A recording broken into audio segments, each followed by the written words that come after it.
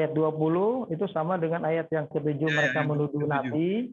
Nah, ayat ke-20 ini menerangkan bahwa memang semua Nabi begitu. Memang semua Nabi punya naskah sendiri.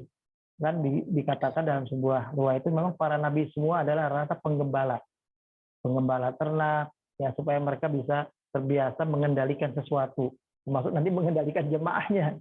Di awal jadi belajar mengendalikan ternak-ternak yang mereka miliki, mengelola, memimpin, nah itu apa yang mereka miliki, dan belajar meyakini bahwa apa yang mereka punya itu mestilah dipohonkan kepada Allah. Artinya kalau orang seperti itu beternak, berdagang, itu pasti sangat bergantung kepada pertolongan Allah atau kepada Rahman Rahimnya Allah untuk menurunkan rezeki kepada mereka. Ya, nah itu demikian. Ada semacam kayak tanggung jawab kita untuk mempelajari agama ini langsung ke sumbernya ya. Ini apakah menghindarkan taklid yang dalam arti kita hanya ngikutin aja para ustadz dan yang lain sebagainya, dan kita juga berusaha memahami seperti Al-Quran menurut kemampuan kita begitu kita selesai belajar, atau bagaimana? Itu memang seharusnya begitu. Kita harus mempedomani kebenaran itu dari sumbernya langsung. Kita harus mendapatkan itu langsung, tapi tidak terkait dengan apa yang disampaikan di dalam ayat ini sebetulnya. Artinya ayat ini tidak menerangkan seperti itu, tapi hanya menerangkan bahwa kalau maksud Pak Idam adalah ayat yang ke tadi 16, 17, ya, 17, 18, dialog antara mereka yang menyembah dengan yang disembah. Dialog antara kaum Nasrani dengan Nabi Isa. Dialog antara penyembah orang-orang Yahudi yang menyembah atau menjadikan Uzair anak Tuhan, ya, dengan orang Yahudi. Dialog mereka ini menunjukkan bahwa sebetulnya penyimpangan yang mereka buat di dunia ini, penyimpangan orang Nasrani, penyimpangan orang Yahudi, itu pilihan hidup mereka sendiri. Tidak pernah diminta oleh sosok yang mereka sembah. Sosok yang mereka sembah seperti Nabi Isa, Nabi atau Uzair, itu berlepas diri. Mereka tidak pernah minta.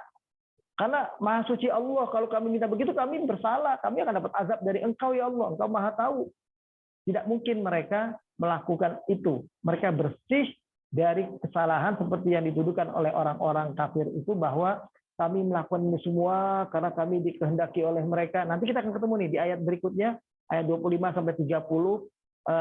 Mereka menyesali diri mereka dahulu memilih sosok pemimpin, sosok teman yang dipercaya, yang ternyata pemimpin atau teman yang dipercaya itu justru itu yang menyesatkan mereka. Kenapa mereka dahulu tidak mengikuti Rasul yang diutus oleh Allah mengajak mereka kepada kebenaran ini? Itu nanti kita akan dapati di ayat-ayat sesudahnya ini. Di ayat 25 kalau tidak salah itu malah. Sampai 30. Itu begitu. Memang seharusnya demikian. Tapi ayat ini tidak langsung bicara seperti yang Pak Idam sampaikan.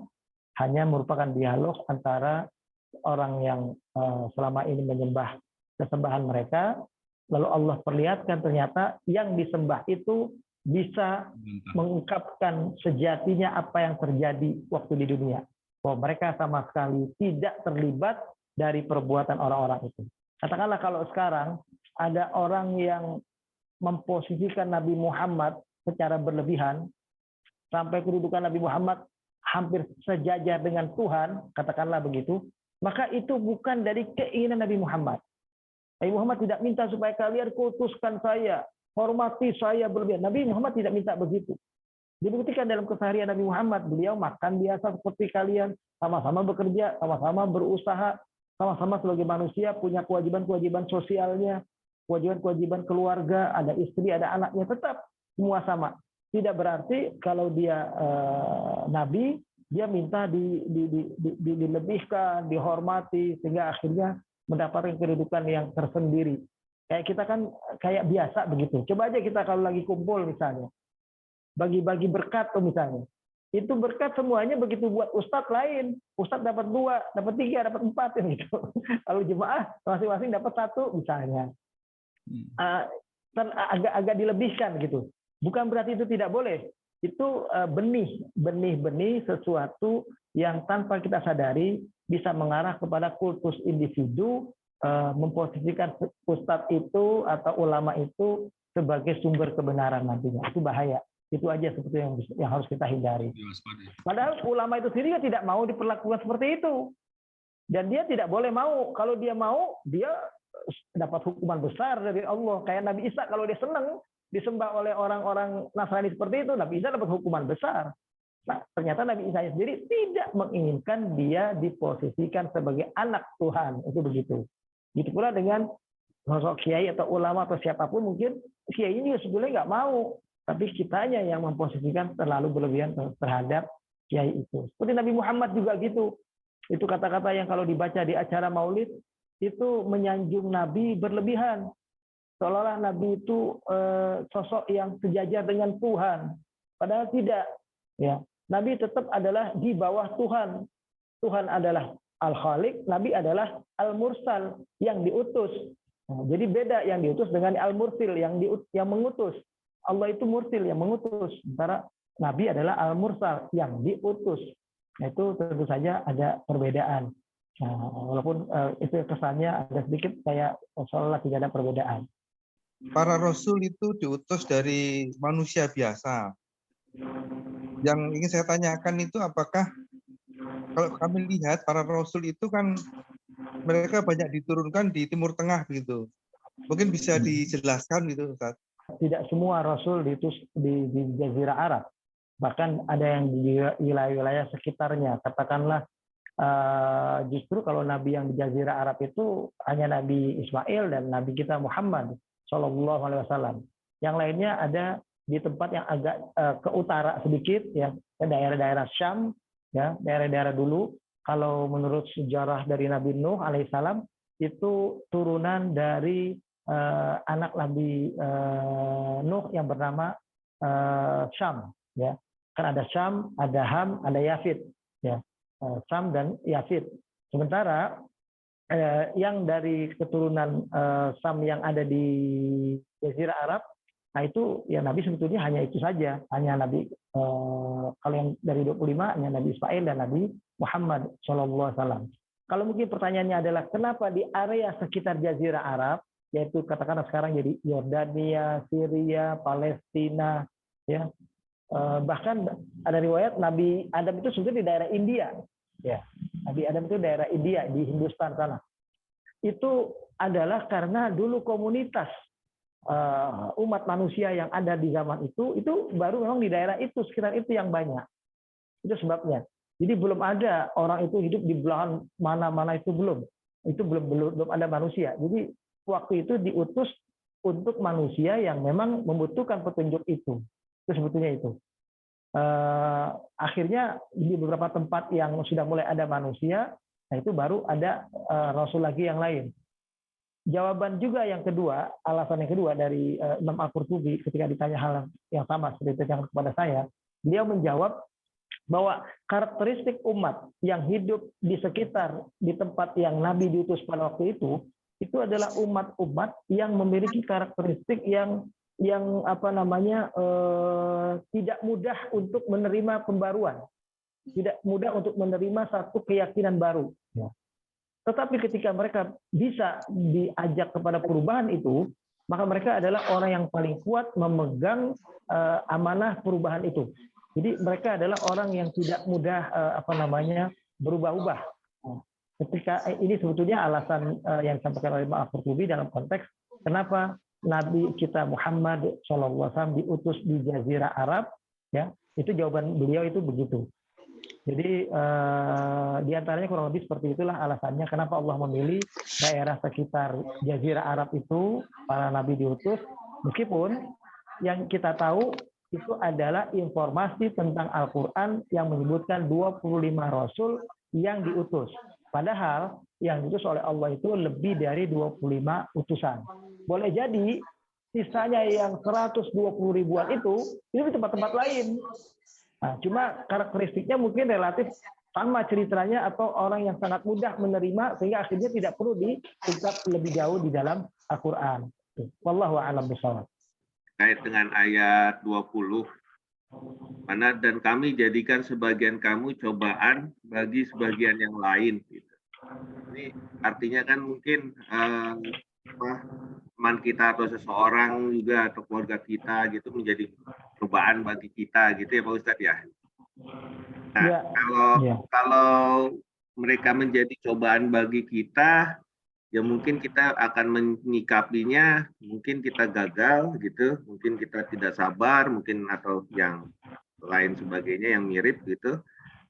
Nah, tetapi bagi orang yang menjadi cobaan untuk kitanya itu, kalau misalnya kita alhamdulillah sabar misalnya, atau kita alhamdulillah jadi orang yang tambah ikhlas atau tambah beriman. Nah, yang menjadi, karena kan Allah berarti memilih orang itu menjadi cobaan untuk kita. Nah, apakah dia dapat pahalanya juga Pak Ustadz ya? Kalau misalnya kitanya juga bisa menyikapinya dengan baik. Kalimat di dalam ayat ini yang mengatakan waja'alna ba'dakum li ba'din fitnatan atasbiruna, ya. Dan kami telah menjadikan sebagian kalian terhadap sebagian yang lain sebagai ujian yang apakah kalian bisa bersabar atas ujian itu? Maksudnya adalah para rasul yang diutus ini itu dengan berbagai macam karakteristik.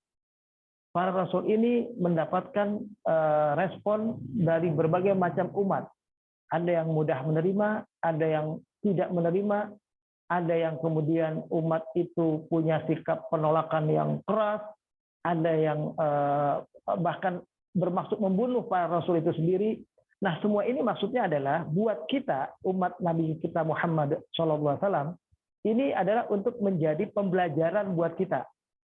Kadang Allah menjadikan sosok umat terdahulu menjadi umat yang kafir, mendapatkan azab, dapat siksaan. Itu supaya kita bisa bercermin, berkaca, kita supaya jangan sampai seperti mereka. Nah, ketika kita dapati mereka mendapatkan katakanlah kayak Nabi Nuh alaihissalam, beliau mendapati kenyataan ada di antara anak yang tidak beriman, tapi di antara anaknya yang lain yang lebih banyak justru yang beriman, kan begitu. Ini semuanya adalah dalam rangka untuk memberikan pembelajaran kepada kita semua bahwa sosok Nabi tidak bisa dipastikan beliau adalah sosok yang bisa memberikan jaminan hidayah atau kebenaran itu ada pada siapapun yang dia kehendaki, termasuk anak-anaknya. Nah, oleh sebab itu, buat Nabi Nuh, ya saya kira Allah Maha Adil, nanti di akhirat tentu akan ada kenikmatan lebih yang Allah sediakan, karena Allah telah menjadikan dirinya jadi percontohan bagi umat yang datang kemudian hari, bahwa ternyata ada seorang Nabi itu yang demikian misalnya. Atau Nabi seperti Nabi Zakaria, Nabi seperti Nabi Yahya misalnya, yang akhirnya kita tahu matinya itu sampai ditebang pohon, mereka ada di dalamnya karena diminta oleh pohon itu diajak masuk ke dalamnya, kemudian mereka dibunuh dan di dalamnya adalah mereka. Atau para nabi yang lain yang terusir, yang apa namanya mendapatkan siksaan yang juga berat. Nah, itu semua adalah supaya buat kita kalau mengalami hal yang serupa, umat Nabi Muhammad ini, karena kan ayat ini kalau dipahami turun di Mekah, Al-Qur'an masih turun di Mekah juga, untuk menjadi pelajaran bagi umat Nabi Muhammad yang berjuang di Mekah waktu itu. Dan waktu itu masih mendapatkan siksaan dari orang kafir Quraisy, supaya mereka bisa menjadi lebih tenang, lebih bisa bersikap sabar, karena kesulitan yang mereka hadapi dalam berdakwah saat itu atau dalam menjalankan agama Islam saat itu bersama Nabi Muhammad SAW, itu adalah hal yang pernah terjadi pada umat-umat sebelum mereka. Jadi kalau mereka sakit, umat terdahulu juga lebih sakit lagi, pernah ada. Kalau kita menderita, umat yang dulu juga lebih menderita lagi. Barangkali itu yang dimaksud dalam ayat ini, atas biruna, apakah kalian bisa bersikap sabar kalau mendapatkan kenyataan seperti yang dialami oleh orang-orang terdahulu. Nah, buat mereka yang menjadi contoh ujian, ya seperti Nabi Nuh tadi itu contohnya, atau nabi-nabi yang lain, tentu saja Allah saya yakin akan memberikan kedudukan yang lebih buat mereka. Salah satu di antaranya adalah kalau tidak salah Nabi Nuh menjadi salah satu di antara nabi yang disebut sebagai ulul azmi, nabi yang punya sikap dan keteguhan yang sangat luar biasa, yaitu Nabi Nuh, Nabi Ibrahim. Jadi disejarkan ini ada 5, Nabi Nuh, Nabi Ibrahim, Nabi Musa, Nabi Isa, dan Nabi Muhammad SAW. Itu kan nabi yang bergelar ulul azmi. nabi yang punya sedikit kelebihan dari nabi lain dalam soal keteguhan dalam bersikap. Ini kaitannya mengenai sholawat terhadap Nabi Muhammad. Pernah ada ustadz yang menyampaikan, misalkan hari Jumat, sebaiknya kita sehari-hari itu baca sholawat Nabi. Nah, ini terkesan kayak seperti mengkultuskan, seakan-akan Nabi Muhammad itu menjadi juru selamat. Nah, ini mohon penjelasannya, Pak Ustadz. Nah, justru itu berarti ada benih-benih yang tidak baik dalam persoalan akidah yang harus kita hati-hati. Justru dulu awal-awalnya umat Nabi Musa, umat Nabi Isa alaihissalam itu dalam posisi lebih memposisikan para rahib, para ulamanya itu setinggi mungkin. Sehingga apa katanya mereka itu adalah kebenaran. Apa yang mereka halalkan adalah halal, apa yang mereka harapkan langsung adalah haram. Padahal mereka hanya bertugas seperti para nabi juga, yaitu menyampaikan apa adanya petunjuk dari Allah. Kalau Allah bilang halal, tentu kita harus sampaikan itu halal. Allah bilang haram, kita harus sampaikan bahwa itu haram. Tapi yang terjadi adalah mereka jadi berlebihan karena merasa diposisikan sebagai posisi yang terhormat, yang tinggi. Akhirnya keenakan barangkali misalnya begitu, lalu mereka sendiri membuat syariat baru. Nah, itu yang tidak dibenarkan. Dan kalau itu yang terjadi, kalau itu keinginan mereka punya kesalahan juga. Tapi dalam konteks ayat ini yang kita bahas, justru para nabinya, yaitu Nabi Isa, ya, dan malaikat atau Uzair tadi itu adalah sosok yang sebetulnya tidak tahu menahu diri mereka disembah seperti itu. Mereka tidak pernah meminta. Apalagi Nabi Isa kan dia tahunya sudah dia mati. Dia mati, dia sudah tidak tahu menahu lagi, dia diposisikan oleh orang sebagai Tuhan. Sebetulnya karena dia punya kelebihan yang berbeda dari kelebihan manusia pada umumnya. Dulu kan waktu zaman Nabi Isa misalnya. Waktu itu kan sedang banyak-banyaknya orang yang biasa mengobati. Makanya Nabi Isa diberikan mukjizat oleh Allah bisa mengobati orang yang sakit. Orang yang lumpuh, orang yang buta, orang yang sakit, ini itu. Bahkan orang yang sudah dianggap mati dalam tanda petik oleh mereka, ternyata Nabi Isa bisa menghidupkan kembali. Nah, ini membuat mereka, wah berarti Nabi Isa ini luar biasa. Oh, ini udah Tuhan ini kalau bisa begitu. Padahal dia hanya bisa melakukan itu pada seseorang saja, bukan pada seluruh manusia. Membuat manusia itu ada, membuat manusia itu wafat begitu saja misalnya, bukan begitu. Nah, itu karena demikian. Dan Nabi Isa muncul di tengah-tengah mereka karena sebab kondisi sosial di zaman itu menghendaki sosok yang punya kelebihan di dalam hal itu. Karena kalau Nabi Isa nggak bisa menyembuhkan, nggak bisa apa-apa, Nabi Isa nggak akan dianggap. Ya. Kalau Nabi Isa kayak Nabi Musa, tongkatnya bisa berubah menjadi sihir, mungkin Nabi Isa nggak tepat pada zaman itu. Karena waktu itu orang justru nggak banyak sihir. Nah, kehidupan masyarakat sosial di zaman Nabi Isa banyak ahli-ahli pengobatan. Seperti itu begitu. Nabi Isa muncul sebagai sosok yang bisa mengobati. Nah, kalau orang memposisikan Nabi Isa sendiri dengan anggapan Nabi Isa pinter, Nabi Isa punya kelebihan seperti itu, maka yang salah adalah orang itu, umat itu. Ya. Yang tidak boleh adalah kalau orang seperti Nabi Isa, dia sendiri yang minta, dia sendiri yang mau. Kalau sekarang misalnya kayak kiai sendiri yang minta, ulama sendiri yang minta, diposisikan lebih terhormat dari manusia lain. Nah, itu yang sudah tidak boleh. Karena itu akan menjadi benih, ya, terjadinya kultus individu seorang ustadz atau seorang kiai yang nantinya akan bisa menjurus kepada kesyirikan. Ya, walaupun sebetulnya untuk sampai kepada kesyirikan mungkin bukan saat itu, mungkin di generasi berikutnya, mungkin di 2-3 generasi. Kita katakanlah sekarang yang menghormati secara berlebihan Syekh Abdul Qadir Jailani misalnya. Dulu di zamannya memang dia punya kelebihan, dia punya kesalehan yang luar biasa, ketaatan yang luar biasa. Dia bisa baca Quran dalam sekian hari, bisa khatam, dia bisa melakukan hal-hal yang luar biasa, yang katakanlah seperti diceritakan dalam manaqib Arsalan itu tentang Abdul Qadir Al-Jailani itu dikatakan dia adalah sosok yang bisa minta izin, minta kepada Allah ketika orang dalam kesulitan, dia hanya minta waktu sebentar berdoa, lalu orang itu kemudian bisa terselesaikan urusannya. Orang itu bisa langsung dapat rezeki dan seterusnya. Nah, semua itu adalah karena memang kebetulan saat itu itulah yang dibutuhkan oleh umat, dan Syekh Abdul Qadir Jailani adalah orang yang sangat dekat dengan Allah, solehnya, yang jelas bukan dia yang minta. Nah, saya baca riwayat ini, Syekh Abdul Qadir Jailani tidak minta dikultuskan seperti itu. Nah, yang mengkultuskan itu akhirnya bukan umatnya Syekh Abdul Qadir Jailani saat itu, bukan.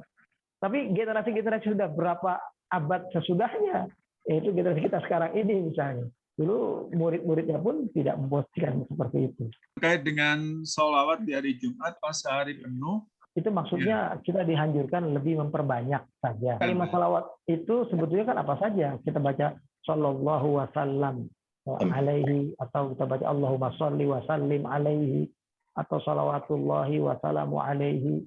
Itu adalah salawat yang dianjurkan, atau salawat Allahumma sholli wa sallim wa barik ala nabiyyina Muhammadin kama shallaita ala Ibrahim wa ala ali Ibrahim. Jadi dianjurkan di hari Jumat lebih memperbanyak membaca sholawat. Tentunya itu bukan berarti sholawat hanya pada hari Jumat. Ya hanya lebih diperbanyak saja. Nah, sholawat yang maksud adalah sholawat kita mengingat Nabi dengan cara mendoakan beliau. Doakan. Sholawat adalah sebenarnya doa. Banyak kan kata Nabi. Doakan Nabi ya Pak Ustadz ya. Shalla alayya marrotan, kata Nabi kan. Man shalla alayya marrotan, siapa yang berselawat kepadaku satu kali, sallallahu alaihi asyaratan. Siapa yang berselawat kepadaku satu kali, Allah akan berselawat kepadanya, pada orang itu 10 kali. Tolong difahami begitu. Selawat kita kepada Nabi adalah doa agar beliau nantinya di akhirat bisa ikut bahagian daripada sosok-sosok yang dapat izin dari Allah, dapat memberi syafaat, dan beliau ingat kita umatnya, kita dapat juga syafaat dari beliau. Sedangkan salawat dari Allah kepada kita hambanya, itu adalah rahmat. Jadi kalau disebut innallaha wa malaikatahu yusholluna 'alan nabi, berarti Allah sedang berselawat kepada Nabi, maksudnya Allah sedang berikan rahmat kepada Nabi. Nah, kalau disebut hadis Nabi tadi 10 kali kita dapat dari Allah, maksudnya kita dapat rahmat dari Allah 10 kali lebih banyak. Dan kita hanya berdoa untuk Nabi Muhammad kepada Allah agar beliau dapat kedudukan yang tinggi, tempat yang terhormat. Yang kalau beliau dapat tempat yang tinggi dan terhormat, beliau tidak akan lupa kepada kita umatnya. Beliau akan menolong kita kalau kita nanti di akhirat kurang amal atau pas-pasan dan semacamnya. Nah, itu begitu.